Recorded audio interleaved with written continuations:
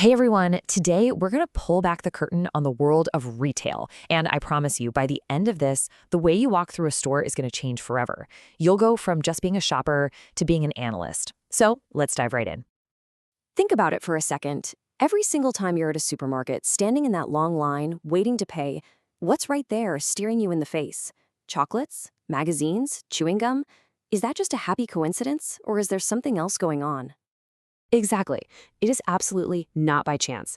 That placement is a carefully crafted strategy. It's a calculated move designed to tap right into our impulse to buy when we're tired and bored.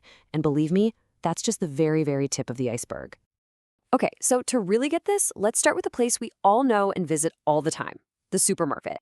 It seems pretty straightforward, right? You go in, you get your stuff, you leave. But what if I told you that the entire store is basically a giant maze, and it's been engineered with one goal in mind, to get you to spend more money? Here's how they do it. Step 1. They take the stuff you absolutely need. The essentials, like milk, eggs, rice. And they stick it way in the back of the store. Why? Well, it forces you to walk through the entire place just to get it. And that leads to step 2. The path they make you walk is lined with all the tempting stuff. The cookies, the chips, the fancy sauces, things that weren't on your list, but they look pretty good right now. And finally, step 3. When you're at the finish line, they hit you with the impulse buys. It's a simple formula, really. The longer you're in the store, the more you're going to buy. And that's the whole point, isn't it? The game isn't just about selling you the items on your shopping list. The real goal is to tempt you, to create needs you didn't even know you had when you first walked in. It's subtle, but it is incredibly effective. All right, let's zoom out a bit. We've been looking at a single supermarket, but these kinds of strategies are happening everywhere, across the entire retail sector. And for anyone looking to invest in this space, you have to understand just how huge and incredibly diverse this world really is. When we hear the word retail, our minds usually jump to clothing stores or grocery stores, but that is such a tiny sliver of the full picture. The retail sector, at its core, touches almost every single product or service we buy for our own personal use. I mean, just look at this list. We're talking about your groceries, sure, but we're also talking about the car you buy, the gas station you fill it up at, the pharmacy where you get your medicines, the furniture in your home, even your favorite cafe and your local salon. Yep, they're all part of the retail world. And this brings us to what is, without a doubt, the number one rule for analyzing this sector. Because it's so incredibly diverse, you just can't compare a company that sells furniture to one that sells clothes. It's meaningless. You have to compare apples to apples. A discount grocery store to another discount grocery store. This is absolutely non-negotiable if you want to do a proper analysis. Now, let's break it down even more. On one hand, you've got the organized sector. Think of big chains like Tanishq or Bata. They have standardized stores, professional management, the whole shebang. And on the other hand, you have the unorganized sector. This is your local neighborhood shoe shop or that family-run jewelry store. Both sell similar products, but their scale, their business model, and the challenges they face are worlds apart. And then there's another way to slice it. You've got multi-brand retailers, like a Shoppers Stop or an Amazon. Their whole value proposition is choice and variety. They're like a marketplace. Then you have single-brand retailers, like a Nike or a Puma store. They're not selling choice, they're selling an immersive brand experience. Again, two totally different playbooks. Okay, so we've mapped out the world of retail. Now, let's get back to those secrets. We're going to open up the retailer's playbook and look at the specific tactics they use to move products from their shelves into your shopping cart. And it all comes down to one key idea.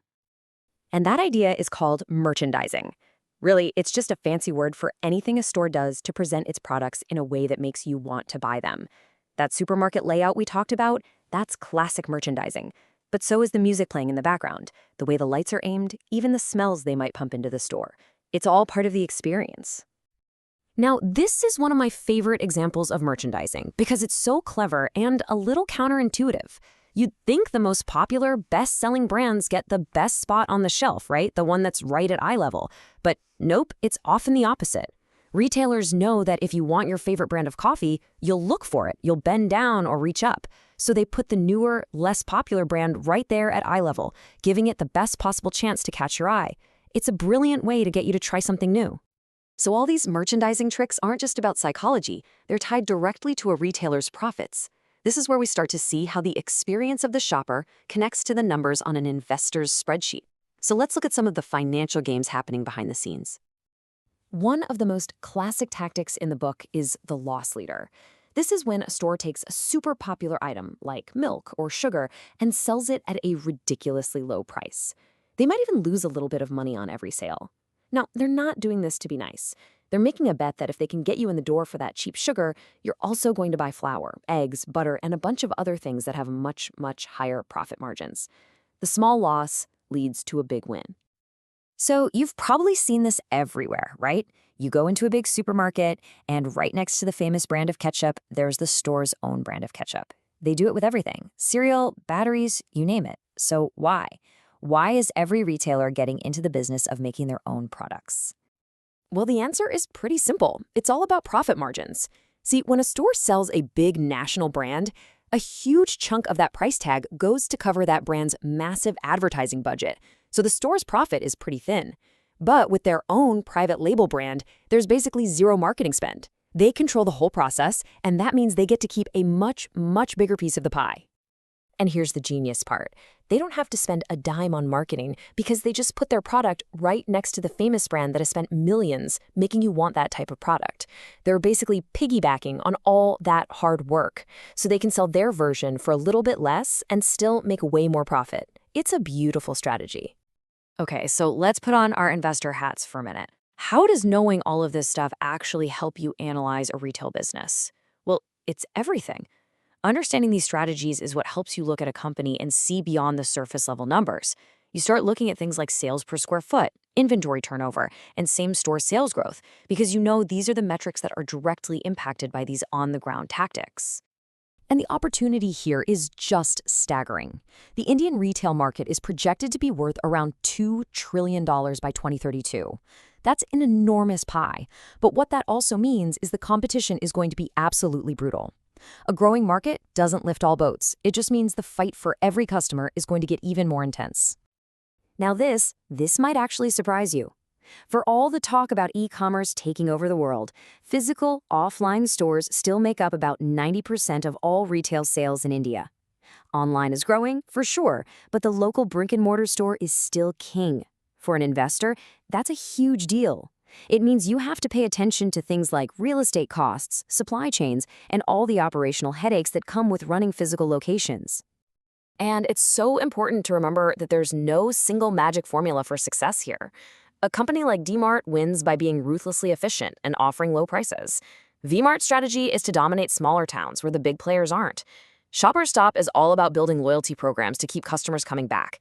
And a high-end place like The Collective focuses on huge profit margins from a smaller, wealthier customer base. Each one is a different game, and as an analyst, you need to know which game is being played. So I'll just leave you with this final thought. The next time you walk into any store, I want you to stop for a second and just look around. Because you're not just a shopper anymore. You're an analyst, standing inside a very complex and deliberately designed system. And now you have the tools to see past the shelves and the price tags and see the strategy hiding in plain sight.